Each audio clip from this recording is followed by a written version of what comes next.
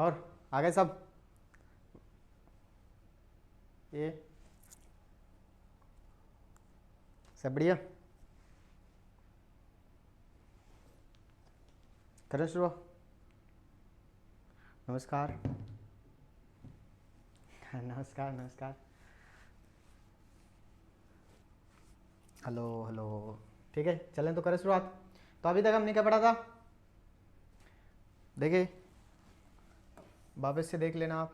पहले हमने शुष्क को पढ़ा, फिर अर्ध शुष्क वाले को पढ़ा, ठीक। फिर हमने अरावली को भी पढ़ लिया था। अरावली से पूछना कि क्वेश्चन, चलो तो बताओ अरावली की टोटल लेंथ कितनी देखने को मिलती है?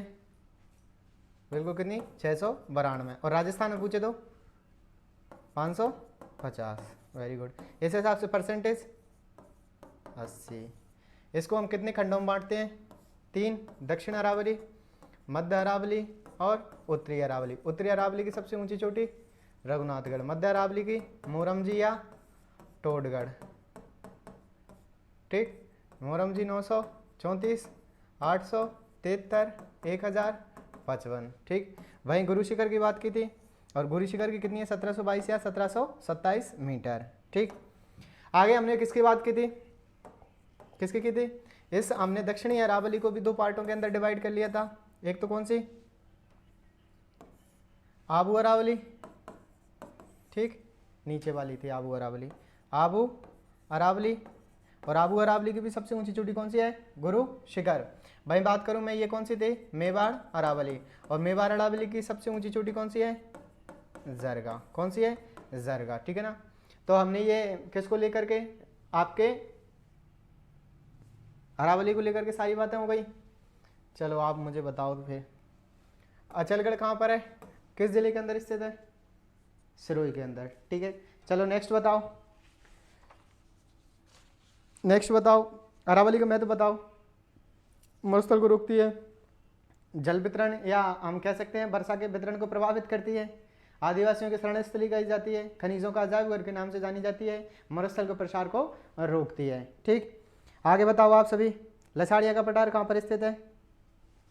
बिल्कुल सलुम्बर और जैसमंद झील के पूर्व के अंदर। और अब जैसमंद झील हमें कहाँ पर पढ़नी है? सलुम्बर के अंदर, ठीक। आगे बताओ कांकनवाड़ी क्रांसका का पठार कहाँ है? कांकनवाड़ी क्रांसका का पठार कहाँ स्थित है? बिल्कुल कहाँ पर है? तो अलवर के अंदर स्थित है। कहाँ पर स्थित है? अलवर के अंदर, ठीक है। चलो आप एक और पठार बताओ, मैसा और मानदेसरा का। किसका? मैसा और मानदेसरा का पठार कहाँ पर स्थित है? कहाँ स्थित है? चित्तौड़गढ़ के अंदर, ठीक है। तो मतलब पिछली क्लास समझ में आ गई सबको।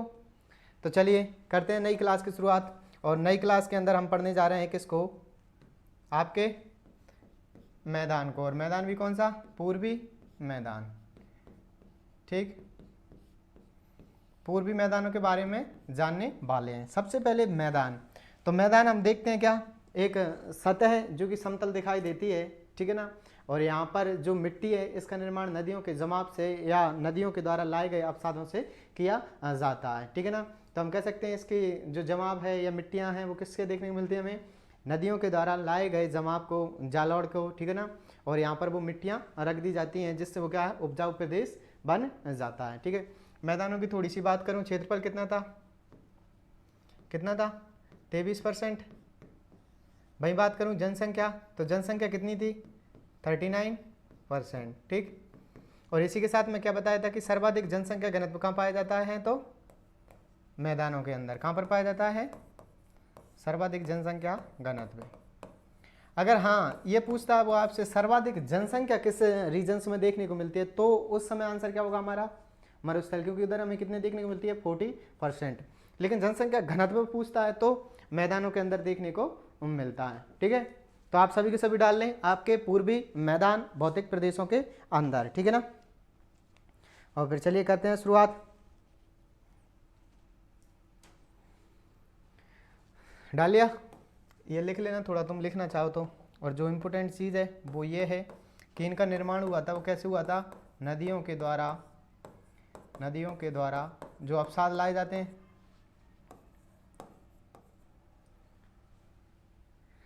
तो जब हम इसकी बात करते हैं तो नदियों के अवसाद से क्या होता है? ये जमा किया गया या मैदानों का निर्माण हुआ। और काल की बात करें तो काल कौन सा हो जाता है? प्लॉस्टोनिस काल हो जाता है। कौन सा काल हो जाता है? प्लेटोनियस काल हो जाता है। ठीक है ना, लिख लिया यहाँ तक सबने? चले आगे।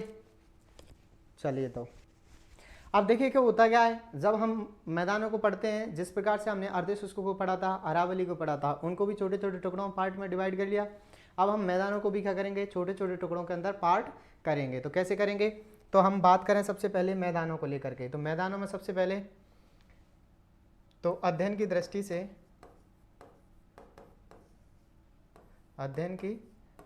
से 3 भागों में विभाजित कर लेते हैं। कितने में? 3 भागों में विभाजित कर लेते हैं। कौन कौन से 3 भाग? वो 3 भाग हैं आपके, पहला है आपका माही का मैदान। किसका? माही का मैदान। ठीक है, और इसी को बोल देते हैं हम बागड़ का मैदान। क्या? बागड़ का मैदान। ठीक। दूसरा जब हम पढ़ते हैं तो दूसरा पढ़ते हैं हम बनास या बाणगंगा का मैदान। किसका? बनास या बाणगंगा का मैदान। बाणगंगा का मैदान। ठीक। तीसरा जब हम अध्ययन करते हैं तो तीसरा देखने को मिलता है हमें चंबल का मैदान। किसका? चंबल का मैदान। ठीक। अब थोड़ा सा रफली इसको समझना है ना सब अच्छे से, फिर लिखना है इनको बाद में। जैसे मैं बात करूं, ये हमारा पूरा राजस्थान रीजन है।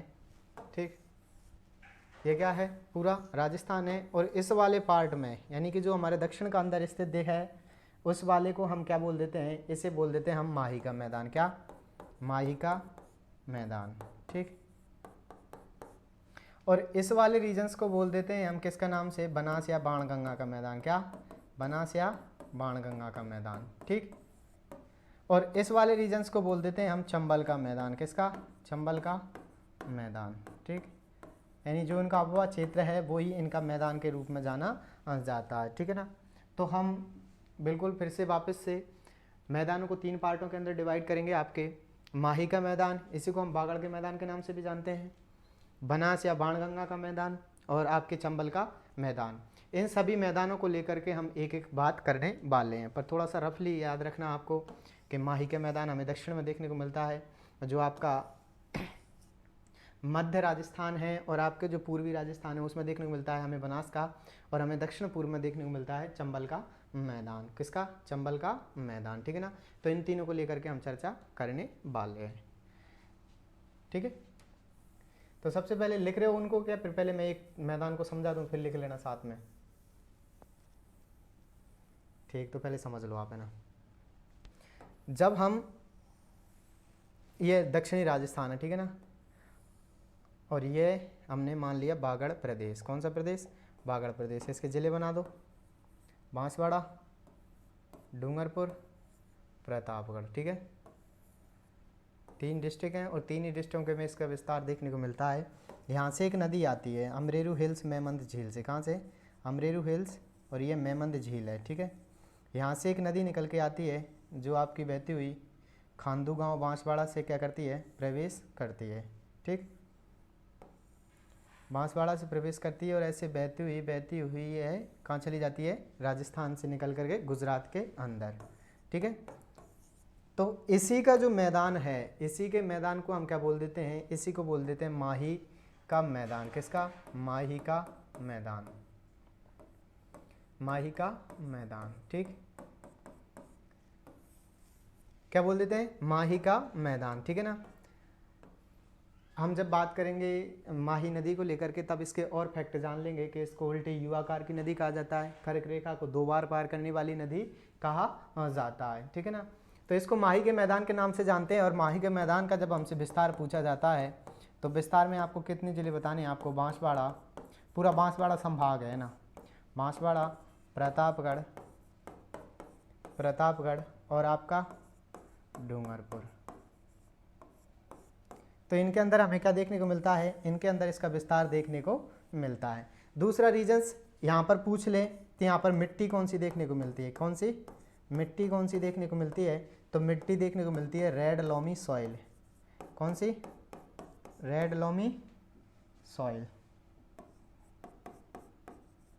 ठीक, इसी को बोल देते हैं हम लाल चिकनी मृदा। कौन सी मृदा? लाल चिकनी मृदा।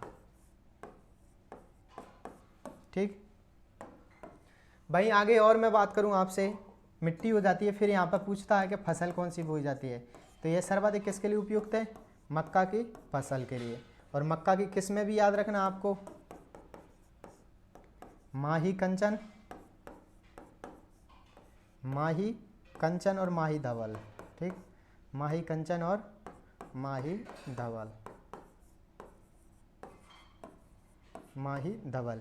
तो ये किसकी किस्म हो जाती हैं? तो ये आपके माही के मैदान की हो जाती हैं। इसी को हम बोल देते हैं क्या? बागड़ का मैदान। किसका? बागड़ का मैदान। क्या बोल देते हैं इसको? हम बागड़ के मैदान के नाम से भी जानते हैं। ठीक है ना? किसको? तो माही नदी का जो अब्बा क्षेत्र है उसी को हम क्या नाम दे देते हैं? माही का मैदान। उसी को दे देते हैं बागड़ का मैदान। ठीक है ना? और ये हमें 3 जिलों के अंदर देखने को मिलती है, डूंगरपुर, बांसवाड़ा और प्रतापगढ़ के अंदर। ठीक है ना?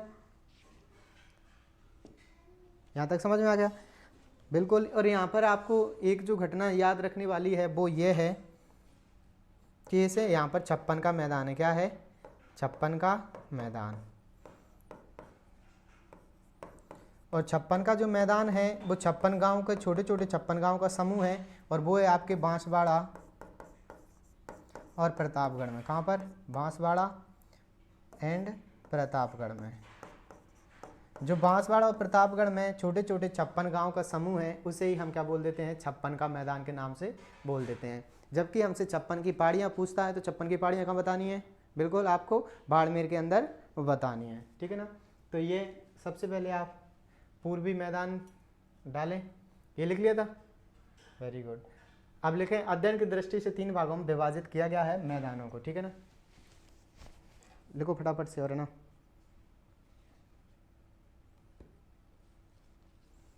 इसको लो लगा देते हैं। आवाज़ नहीं आ रही थी उधर प्रॉपर? लो आवाज़ आएगी।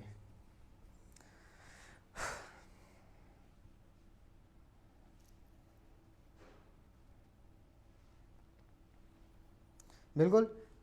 जब हम उनकी बात करते हैं, किसकी? माही कंचन और माही धवल, तो ये तो मक्के की, लेकिन माही सुगंधा पूछता है तो वो चावल की हो जाती है। ठीक है ना? तो ये लिख लिया तीनों। अब आगे लिखेंगे आप, सबसे पहले माही का मैदान। पहला डालो माही का मैदान, और माही के मैदान में याद रखना है बांसवाड़ा प्रतापगढ़ विस्तार में, और फिर इसे बागड़ का मैदान भी कहा जाता है। मिट्टी रेड लोमी सॉइल देखने को मिलती है, लाल चिकनी मृदा। फसल मक्का देखने को मिलती है जिसकी किस्में हैं माही कंचन, माही धवल। और 56 का मैदान है जो कि बांसवाड़ा प्रतापगढ़ के अंदर देखने को मिलता है।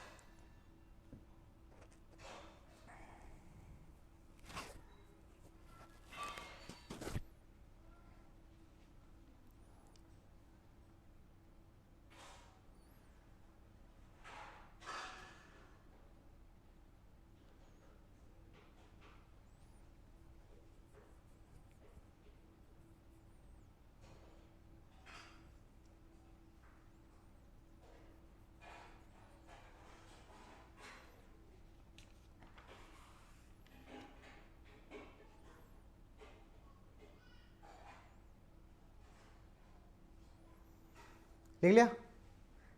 अब सेकंड हम जो पढ़ने जा रहे हैं, सेकंड कौन सा है आपका? बनास का मैदान। किसका मैदान? तो बनास का मैदान। ठीक है ना? इस वाले रीजन्स में ले लो बनास का मैदान। तो पहले बनास से थोड़े से फैक्ट याद रखना। क्या? कि इसे अन्य किस किस नामों से जाना जाता है? तो इसको जाना जाता है बन की आशा, बन की आशा, और इसे ही कहा जाता है बरनासा। क्या? बरनासा। और इसी को याद रखना कि ये किसके लिए प्रसिद्ध है? तो बजरी के लिए। किसके लिए? बजरी के लिए प्रसिद्ध। ठीक, किसके लिए प्रसिद्ध है? तो बजरी के लिए प्रसिद्ध है। जब हम बनास के मैदान की बात करते हैं तो बनास का मैदान को हम 2 पार्टों के अंदर डिवाइड कर लेते हैं। कौन कौन सा? एक तो आपका मेवाड़ मैदान, मेवाड़ मैदान, और दूसरा है आपका मालपुरा करौली का मैदान। किसका? मालपुरा करौली का मैदान। ठीक, करौली का मैदान। तो इसको हम पुनः दो पार्टों के अंदर बनास के मैदान को पार्ट बांट लेते हैं। कौन कौन सा? आपका मेवाड़ का मैदान, ठीक है, और दूसरा आपका मालपुरा करौली का मैदान। देखिए मेवाड़ के मैदान में जो विस्तार देखने को मिलता है, कौन कौन से जिलों में देखने को मिलता है वो देखना। आपके उदयपुर, भीलवाड़ा, शाहपुरा,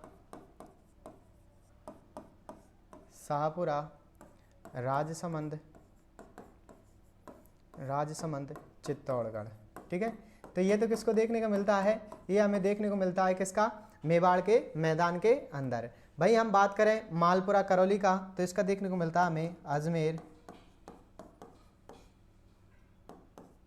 टोंक, ठीक, अजमेर, टोंक, और आपके सवाई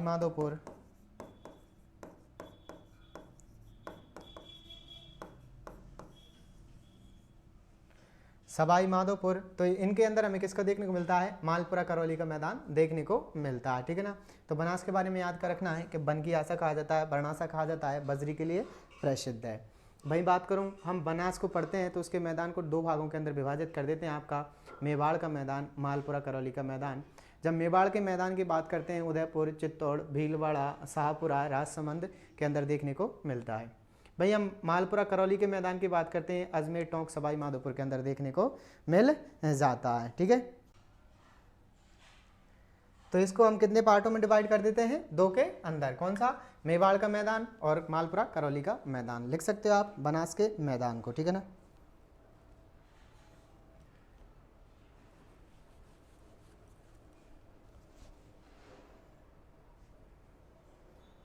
हाँ उदयपुर नहीं लिखो तो कोई बात नहीं, आप तो भीलवाड़ा, चित्तौड़, उदयपुर लिख लेना है ना, क्योंकि उदयपुर को हम ज़्यादातर उसके अरावली के अंदर पढ़ लेते हैं, ठीक है।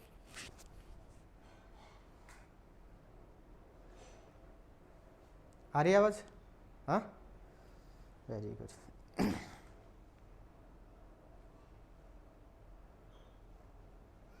हाँ बिल्कुल, उत्तरी मैदान है उसको तो हम मालपुरा करौली का मैदान कह देते हैं, दक्षिणी वाली को लिख लेना आप, उत्तरी मैदान को। आपके बनास का उत्तरी मैदान है उसको क्या कह देते हैं? उत्तरी मैदान। और उत्तरी मैदान को क्या कह देते हैं हम? मालपुरा करौली का मैदान, ठीक है ना। लिखो लिखो फटाफट लिखो। मिट्टी भूरी पाई जाती है इसमें।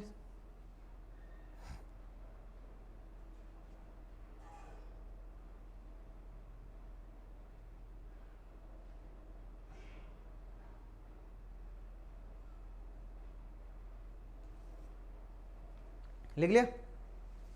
अब थोड़ा सा तुम बाणगंगा का मैदान हो लिख लेना, बाणगंगा का मैदान। किसका? बाणगंगा का मैदान, ठीक। और बाणगंगा के मैदान की जब हम बात करते हैं तो बाणगंगा के मैदान में हमें जो डिस्ट्रिक्ट देखने को मिलते हैं आपके कौन कौन से? जयपुर, और अब जयपुर ग्रामीण भी,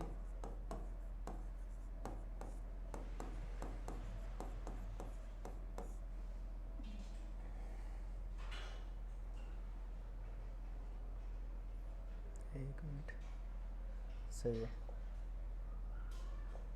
तो जयपुर ग्रामीण और आपका दौसा, इसके अंदर हमें देखने को मिल जाते हैं। किसके अंदर?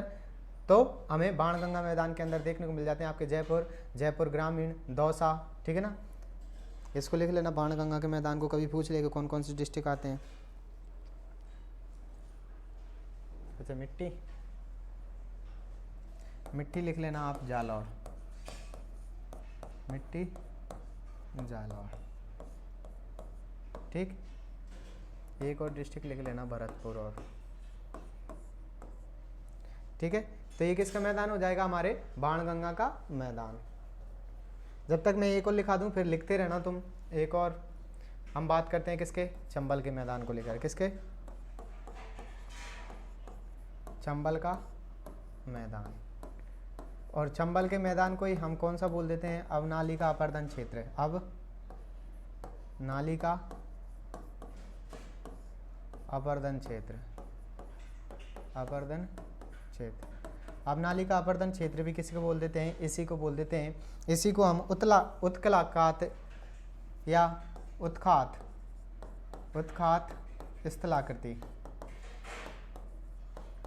स्थलाकृति भी बोल देते हैं, ठीक है ना। इसी को बोल देते हैं हम बेडलैंड,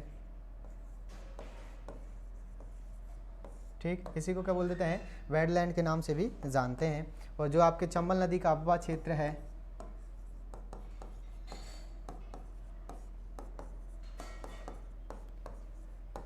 चंबल का, उसे चंबल का मैदान कहते हैं, मैदान कह देते हैं। इसी को हम एक और नाम से लिख लेना, डांग क्षेत्र भी कह देते हैं। क्या, डांग क्षेत्र। जो आपका डांग क्षेत्र है आपके कौन कौन सा, करौली, और करौली को क्या कह देते हैं, डांग की रानी, धौलपुर डांग का राजा,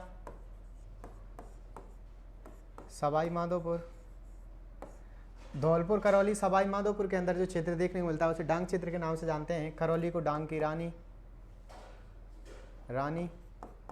और राजा कह देते हैं हम किसको, धौलपुर को, ठीक है, ठीक है, दिख रहा है, लिखो दिलो, चंबल का मैदान, ठीक है। और इसमें मिट्टी लिखना आप कौन सी, काली, कौन सी, काली। और काली के लिए रखना कि जो कपास है, कपास के लिए उपयुक्त है, किसके लिए, कपास के लिए उपयुक्त।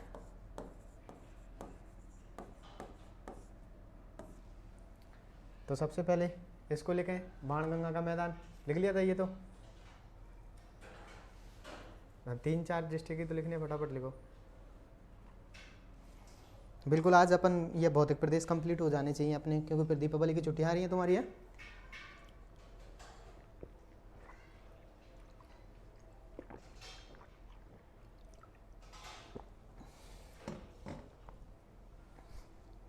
कितने दिन की है,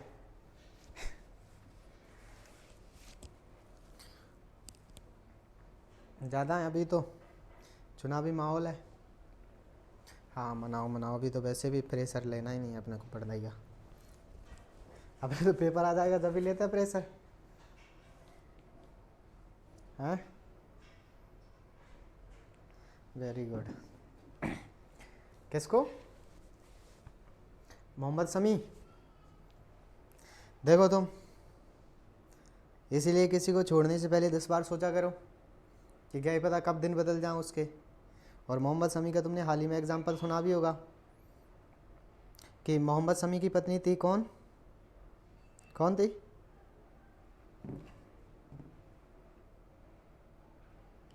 हसीन जहाँ। मोहम्मद शमी की पत्नी हसीन जहाँ थी और हसीन जहाँ ने उनको ठुकरा दिया था। क्या कर दिया था, उनको ठुकरा दिया था। तो आजकल जब मोहम्मद शमी बॉलिंग कर रहे हैं यानी बॉल डाल रहे हैं तो उन्हें स्टैम्प के अंदर कौन नज़र आ रहा है, अपनी पत्नी नज़र आती है। और फिर देखो वो स्टैम्प टू स्टैम्प उड़ाते जा रहे हैं। तो इसीलिए किसी को छोड़ने से पहले सोच लिया करो, क्या पता कब दिन बदल जाए। और कि कहा है किसी ने कि उसने हमें ठुकरा दिया, हमें कोई गम नहीं, उसने हमें ठुकरा दिया, हमें कोई गम नहीं, बदनसीब मैं नहीं, बदनसीब मैं नहीं, वो है जिसकी किस्मत में हम नहीं। और ये हमारे मोहम्मद शमी के लिए, ठीक है ना। बहुत महान क्रिकेटर हैं वो हमारे इंडियन टीम के।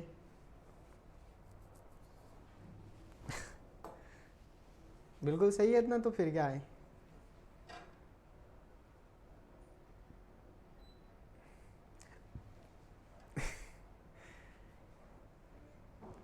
और सही है अब तो तू,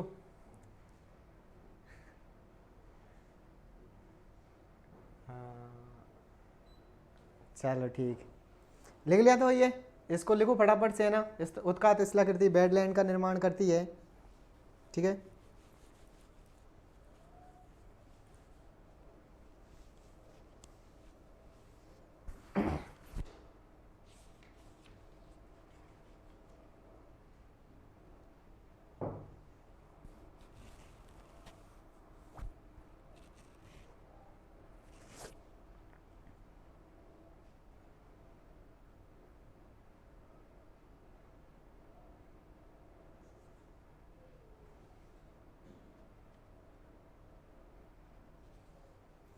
बिल्कुल लिख लिया।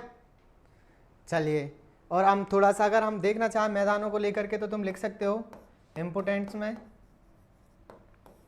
वही जो चीज़ें लिखी थी। सर्वाधिक घनत्व है, सर्वाधिक घनत्व राजस्थान में कहाँ देखने को मिलता है? मैदानों में। इसका कारण क्या है? कृषि। और दूसरा रीजन पूछता है तो इसका कारण क्या है? औद्योगिक क्षेत्रों का विकास। तीसरा कारण पूछता है तो क्या हो जाता है? यहाँ पर जल और मिट्टी का विकसित होना, ठीक है ना। तो ये कुछ रीजन्स थे। और सर्वाधिक जनसंख्या घनत्व अपने पास में रखता है राजस्थान का। अब जो हमारे पास में नेक्स्ट भौतिक प्रदेश है वो है आपका कौन सा? दक्षिण पूर्वी पठार, ठीक, दक्षिण पूर्वी पठार, या इसी को बोल देते हैं हम हाड़ौती का पठार। किसका? हाड़ौती का पठार। पर अभी तुम ऐसे ही रहने देना, दक्षिण पूर्वी पठार, ठीक। और जब हम दक्षिण पूर्वी पठारी की बात करते हैं तो इसका जो निर्माण हुआ था, क्या हुआ था? निर्माण।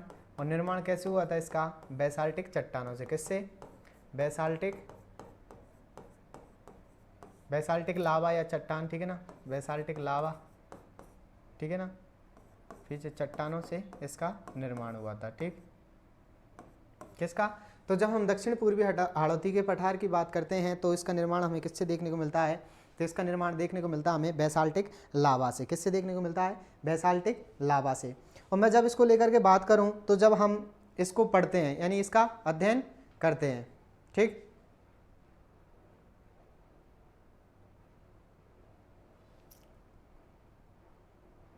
नहीं आ रही? एक मिनट।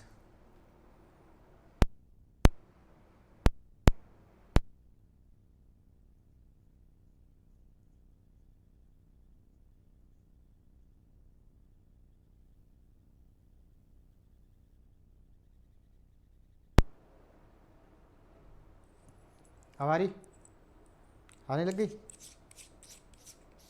चलो, तो हम इसकी बात करें किससे हुआ था?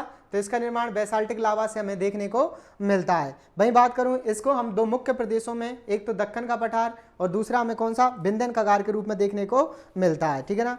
तो सबसे पहले हम इसको दो तरीके से पढ़ेंगे, यानी इसके दो मुख्य भाग या दो पार्टों के अंदर बांट करके पढ़ेंगे। कौन सा? आपका दक्कन का पठार, ठीक। और दूसरे की बात करूं मैं, दूसरा है आपका कौन सा? विंध्यन कगार। कौन सा? विंध्यन कगार। और विंध्यन कगार के अंदर आपका जो डांग बीहड़ प्रदेश है, डांग बीहड़ प्रदेश है, उसको सम्मिलित किया गया है। और जो आपके उत्तर का पार्ट है उसे हम किस नाम जानते हैं? दक्कन के पठार के, सॉरी, दक्षिण के पार्ट को हम किस नाम से जानते हैं? तो दक्कन के पठार के नाम से जानते हैं। जो आपका पठार है, जैसे ये पठार माना, ये जो निचला वाला क्षेत्र है इसे दक्कन का पठार और इसको विंध्यन कगार के नाम से जानते हैं। जो डांग क्षेत्र है पूरा की पूरा, करौली, धौलपुर, सवाई माधोपुर का, सबके सब किस में जाएगा? विंध्यन कगार के अंदर। जब हम दक्कन के पठार की बात करते हैं तो दक्कन के पठार के अंदर हमें कहाँ देखने को मिलता है इसका विस्तार? मालवा प्रदेश और किसके अंदर? उपरमाल में, ठीक है ना। उपरमाल की बात करूं मैं, चलो तुम देख ही लो, फिर इसको लिखते रहना। देखिए, इसको हम अध्ययन की दृष्टि से टू पार्टों में डिवाइड कर देंगे। कितने में? अध्ययन की दृष्टि से जैसे हमने ये माना राजस्थान,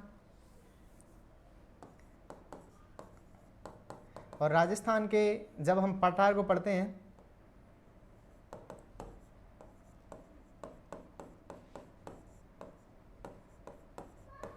तो क्या करना है? उसको दो पार्टों में डिवाइड करना है। कैसे? जैसे हमने माना हाड़ौती के पठार को, ठीक, ये वाली बेल्ट हमने मानी हाड़ौती के पठार की। अब इसको दो में किया तो इस वाले को नाम तो क्या दे दिया? दक्कन का पठार। क्या नाम दे दिया? दक्कन का पठार। और इस वाले को नाम दे दिया विंध्यन कगार। क्या? विंध्यन कगार, ठीक। तो ये तो इसके दो मुख्य भाग हो जाते हैं। फिर हम इसके दो तीन गौण भाग भी पढ़ेंगे, ठीक है ना। तो पहले क्या याद रखना है? अध्ययन की दृष्टि से दो भागों में विंध्यन कगार और आपके दक्कन का पठार देखने को मिलता है, ठीक, ठीक है ना। तो जब हम बात करते हैं किसको? विंध्यन कगार, तो विंध्यन कगार के अंदर ही हम क्या कह देते हैं कि जो डांग वाला क्षेत्र है, कौन सा? डांग वाला। और डांग वाले क्षेत्र को किस में सम्मिलित कर देते हैं? डांग वाले क्षेत्र को हम सम्मिलित कर देते हैं आपके विंध्यन कगार के अंदर, जिसमें आप करौली, धौलपुर और सवाई माधोपुर का क्षेत्र देखते हो। किसका? सवाई माधोपुर का, ठीक। धौलपुर करौली सवाई माधोपुर का देखते हो। जब हम दक्कन के पठार को पढ़ते हैं, किसको, और दक्कन के पठार को हम कितने भागों में विभाजित कर देते हैं, दक्कन के पठार को जो विस्तार देखने को मिलता है वो हमें देखने को मिलता है, एक तो ऊपर माल और दूसरा माला प्रदेश। माला प्रदेश में आपके प्रतापगढ़ और झालावाड़। ठीक भाई, मैं बात करूं तो बिजोलिया,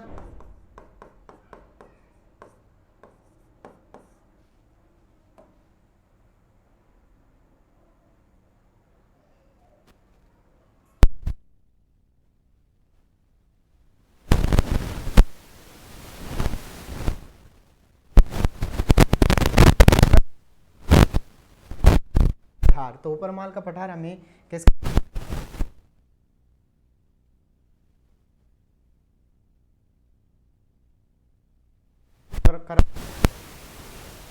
धौलपुर और सवाई माधोपुर के अंदर देखने को मिल जाता है। ठीक है ना, तो ये हो गए दोनों, लिख लोगे, बोलूं मैं,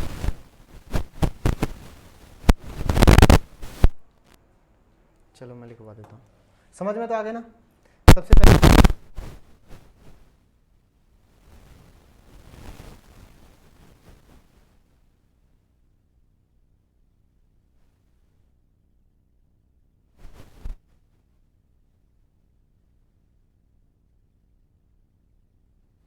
सवाई माधोपुर, इसमें कुछ चट्टानें भी देखने को मिलती हैं।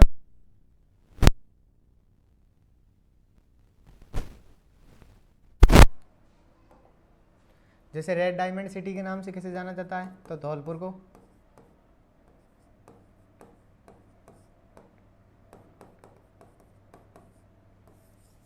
ठीक, आगे बात करूं मैं, आगे कौन सा पढ़ा था, आगे पढ़ा था हमने कौन सा, ऊपर माल, सॉरी किसको पढ़ रहे थे हम, बिंदन खंगार को, बिंदन खंगार तो पढ़ लिया। सेकंड पढ़ा था हमने कौन सा,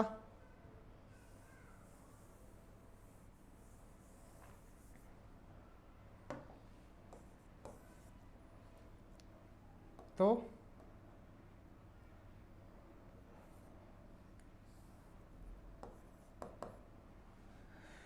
इसमें क्या देखा था हमने, बिंदन खंगार में करौली, धौलपुर, सवाई माधोपुर, जो चंबल का जो उत्खात स्थलाकृति है, डांग वाला क्षेत्र है। नीचे एक और चीज लिख लेना, डांग वाले क्षेत्र को, डांग वाला क्षेत्र है उसे क्या कह देते हैं, डांग वाले क्षेत्र को हम क्या कह देते हैं, तो इसे कह देते हैं हम क्या, बिंदन खंगार वाले क्षेत्र के नाम से जानते हैं। ठीक है ना। जब हम इसका दूसरा बात करते हैं, कौन सा, दक्कन लावा का पठार,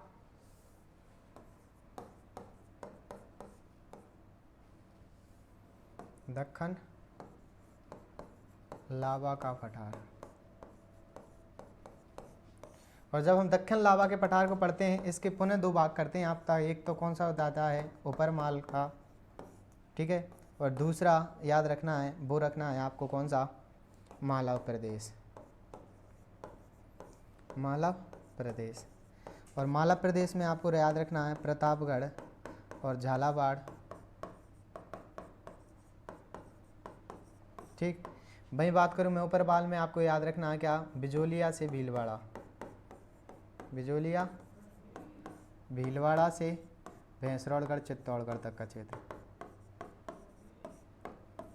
चित्तौड़गढ़ का क्षेत्र किसके अंदर आता है, तो ये आता आपके दक्कन लावा के पठार के अंतर्गत दिखाई देता है। ठीक है,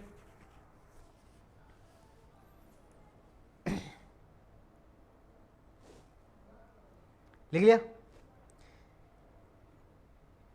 हाँ लिखना चाहो तो लिख लो आप। कुछ चट्टान है जैसे बलुआ पत्थर, लिखो, ये लिख लिया ना दोनों।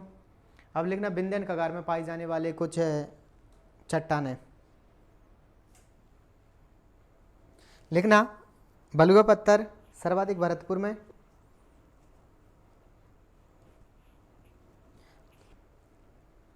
लाल पत्थर धौलपुर के अंदर, कोटा स्टोन कोटा के अंदर, चूना पत्थर चित्तौड़गढ़ के बीच में। जब भी हम देखते हैं चूना पत्थर के अंदर जो आपका जिसे हम कह देते हैं सीमेंट नगरी। तो सीमेंट नगरी किसे कह देते हैं हम? चित्तौड़गढ़ को। जबकि सीमेंट शहर की बात आती है तो निम्बा हेड़ा को कह दिया जाता है, क्योंकि यहाँ पर चूना पत्थरों की सर्वाधिक देखने को मिलती है, और जो उसके लिए क्या होते हैं?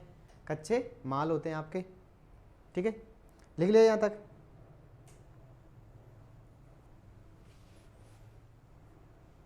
अब देखिए हम बात करते हैं किसको लेकर के? 3 गौण भाग।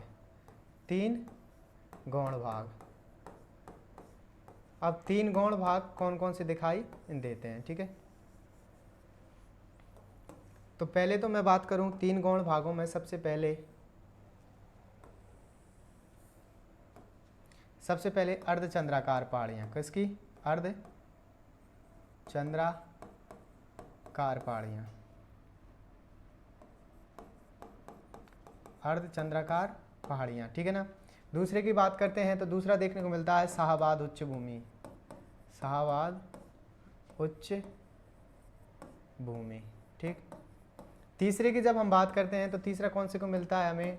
डग गंगधर प्रदेश। डग गंगधर प्रदेश, ठीक। जब हम गंगडगधर प्रदेश की बात करते हैं तो ये हमें कहाँ देखने को मिलता है? झालावाड़ के अंदर। कहाँ देखने को मिलता है? झालावाड़ के अंदर, ठीक है ना। शाहाबाद उच्च भूमि आपके शाहाबाद के अंदर पाई जाती है। जब हम अर्धचंद्राकार पहाड़ियों की बात करते हैं तो इसे पुनः 2 भागों में बांट लेते हैं। कौन सी? एक तो आपकी बूंदी की हिल्स या बूंदी की पहाड़ियाँ, और दूसरी बात करूँ मैं, दूसरा देखने को मिल जाती है हमें कौन सी? तो बिल्कुल कौन सी है आपकी? मुकुंदरा। मुकुंदरा की पहाड़ियाँ। मुकुंदरा की पहाड़ियाँ देखने को मिल जाती हैं। जो बूंदी के अंदर देखने को मिल जाती हैं तो वो बूंदी हिल्स हैं, और जो मुकुंदरा जो आपके कोटा झालावाड़ के अंदर देखने को मिल जाती हैं, लिख लेना कोटा झालावाड़। कोटा झालावाड़, ठीक। तो कहने का मतलब क्या है? 2 अभी हमने मुख्य प्रदेश पढ़े थे। कौन कौन से? आपका पहला तो पढ़ा था कौन सा वाला? पहला पढ़ा था हमने कौन सा? दक्खन लावा का पठार। और दूसरा कौन सा पढ़ा था? बिल्कुल विंध्यन कागार, ठीक है ना। और अब जब दक्षिण पूर्वी पठार का अध्ययन करते हैं तो 3 गौण भाग और बांट लेते हैं आपके कौन से?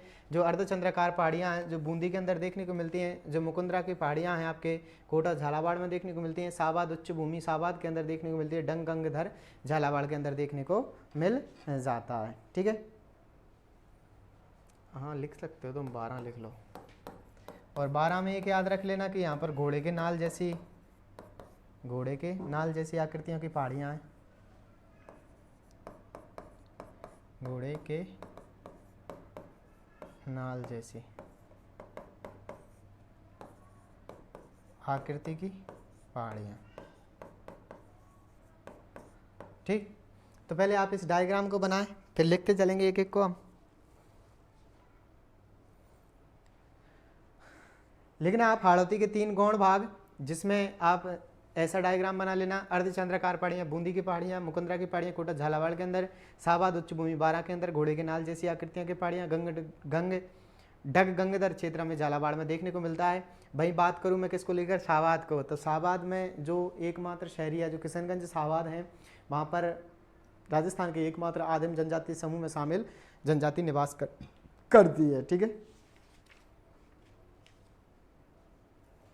बिल्कुल।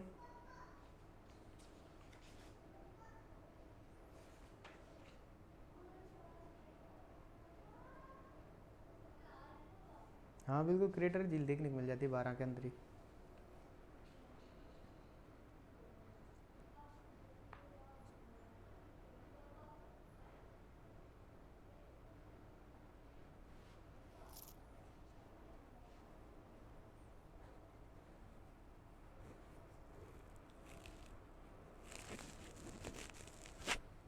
लिख लिया? देखिए कुछ चीज़ें और, जैसे एक पूछ लेता आपको कभी GBF, क्या GBF का नाम क्या है? ग्रेट बाउंड्री फॉल्स, ठीक।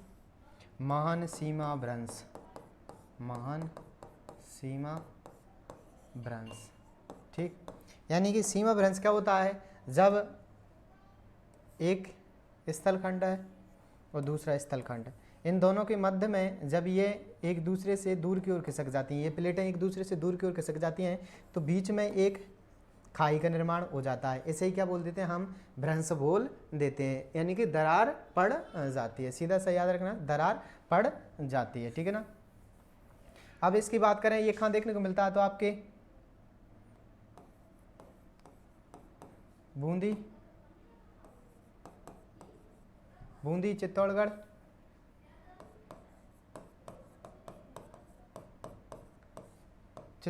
यानी कि हम कह सकते हैं जो आपकी उदयपुर से, यानी कि जो हमारी अरावली की पहाड़ियां हैं, अरावलियों की पहाड़ियों से यहाँ पर एक सीमा भ्रंश हमें देखने को मिल जाता है। उसे हम क्या नाम से जानते हैं? तो उसे ही हम जानते हैं किसके नाम से? ग्रेट बाउंड्री फॉल्स के नाम से जानते हैं, ठीक है ना। किस नाम से जानते हैं? ग्रेट बाउंड्री फॉल्स के नाम से। एक और नाम लिखना चाहो, भीलवाड़ा, और लिख लेना भीलवाड़ा। तो यहाँ पर क्या देखने को मिलते हैं हमें? ग्रेट बाउंड्री फॉल्स देखने को मिलती है, ठीक है ना। भाई मैं बात करूँ थोड़ा सा पठार को लेकर, क्षेत्रफल कितना देखा था? 6.89%। और जनसंख्या की बात करूं तो 11%, ठीक। कितना देखने को मिलती है? 11% देखने को मिल जाती है, ठीक है। जब हम इसकी बात करते हैं तो इसका विस्तार देखने को मिलता है आपको कोटा, 12, झालावाड़, बूंदी, ठीक। इधर बात करूं राजसमंद, चित्तौड़, भीलवाड़ा, शाहपुरा। तो ये हमें क्या देखने को मिल जाता है? इसका विस्तार देखने को मिल जाता है, ठीक है ना। तो ये कौन सा था? ये हमारा हाड़ौती का पठार या दक्षिण पूर्वी पठार था, जिसके बारे में हमने अध्ययन किया था, ठीक है ना। अब चारों भौतिक प्रदेश हो गए, सबके समझ में आ गया? तो चलो बताओ एक बार। जैसे मैंने ये क्षेत्र डाल दिया, और क्षेत्र में सबसे पहले डाला मरुस्थल, ठीक। कौन सा? मरुस्थल, ठीक है। दूसरा डाला अरावली,